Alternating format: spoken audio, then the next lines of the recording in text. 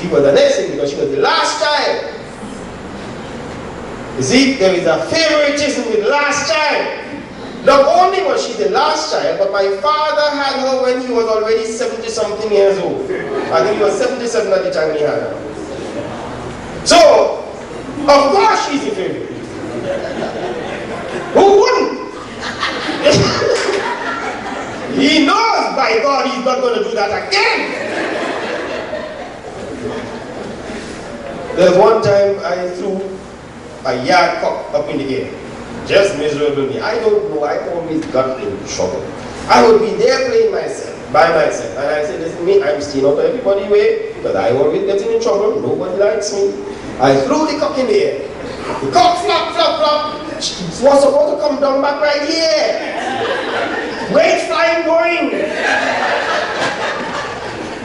When I look, the cock is landing right where my sister, little sister, is looking up at the cock. I said, I cannot be so unlucky that cock is going to land on my sister. If that happens, my father will kill me. The cock landed and the spur hooked her right by the eye here and ran a line straight down her face. I don't have to tell you that I did realize that heaven holds all for me. The kind of whipping I got, I told myself there must be somewhere else beside earth when he was finished with me. This can't be life. Because it was his favorite daughter. Her face is now mad with his cockspur. So therefore, when you remember the story about Joseph? Joseph, that is why we don't openly favor children. His father, and this is coming down the same line again. His father, this is the same Jacob child, also. So Jacob passed on the same issue with his father, pass it down to his child. And that's another thing too. The problems that we hate, we reproduce in the families that we know. And that family will continue it. And so there's a generational curse that runs down each family, because that is all we know until we put a stop to that curse. That is where Christ said that once we become a Christian, all things have become new. All things are passed away. So therefore, Christianity is the greatest transforming effect on anybody. So if we have people here who think that they want to transform their lives, who are not Christians and so on, this is a way to really change a lot of stuff that are going on. Because it is Christianity. If it wasn't for Christianity, my life, I figure, would have been really messed up to this day. But thanks be to God. That's the advantage of God in the lives of people. So, that tells me favoritism is not a good thing. How does that affect people? Let's talk about how the issue really affects people when you have black sheep in the family. One is that people who come up feeling as though they're the black sheep seek love from people, attention, and approval. And sometimes they seek it in the wrong place. So when someone has shown them an attention, and there are people who become praised, and people who have that kind of problem, they're so glad that somebody noticed them and saying something nice about them, that they have now become vulnerable to that person. That is why some people end up getting married and then regret, because they realize they did not marry for love. They married for approval, and they did not get it after the person got into the marriage relationship. You've got to marry for love. We end up now seeking approval from people.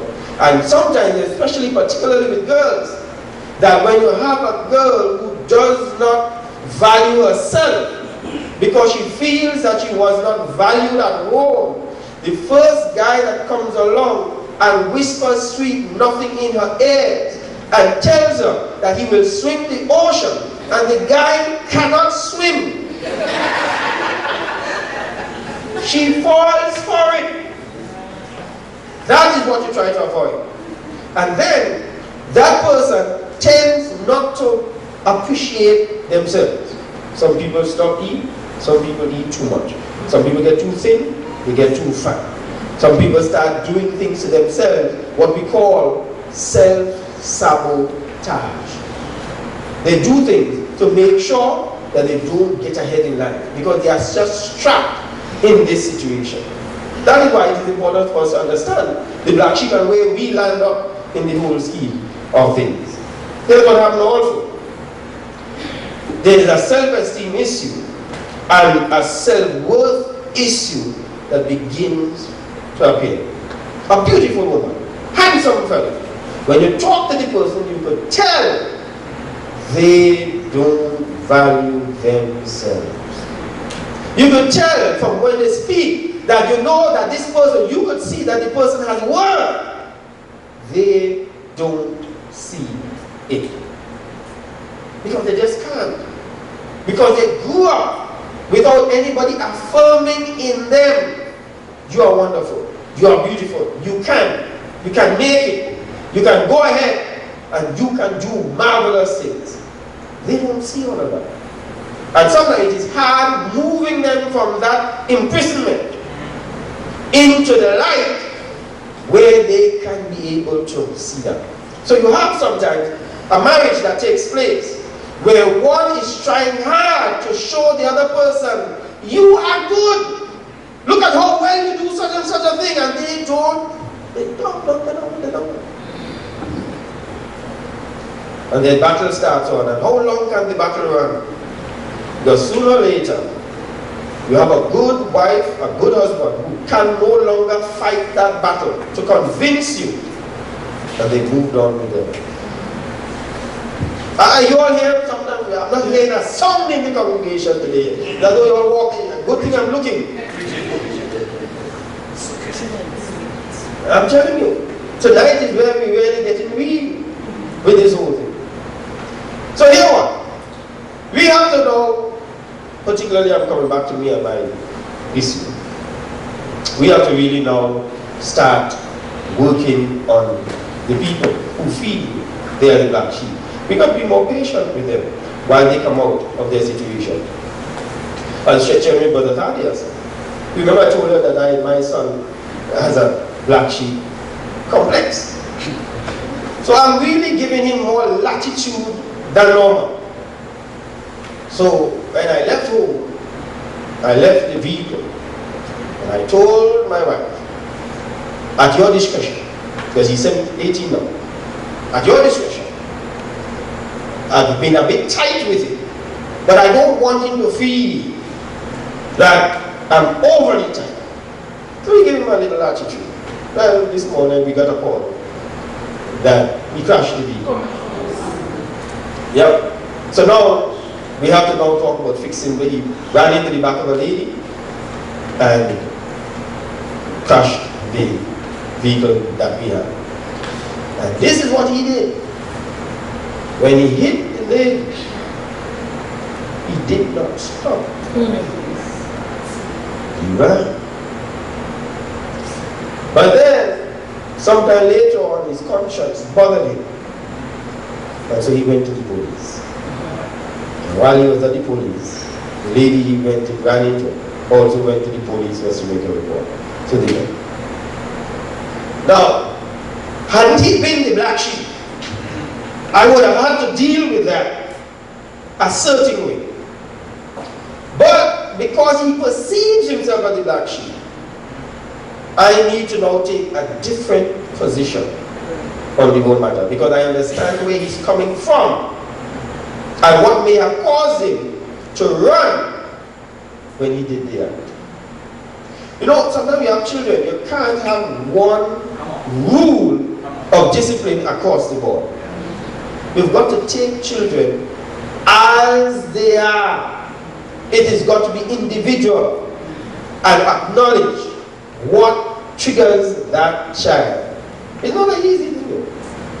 Now some of us would have come up and we came out from families, and if I ask some of you all, what sort of home did you come from? If you had to be born again, would you want to go through those things? I'm telling you, some of you all would probably say, me, not one bit. Not going back there again. Because we weren't happy with what we got. So self-esteem is one. And where people seek love in the wrong place.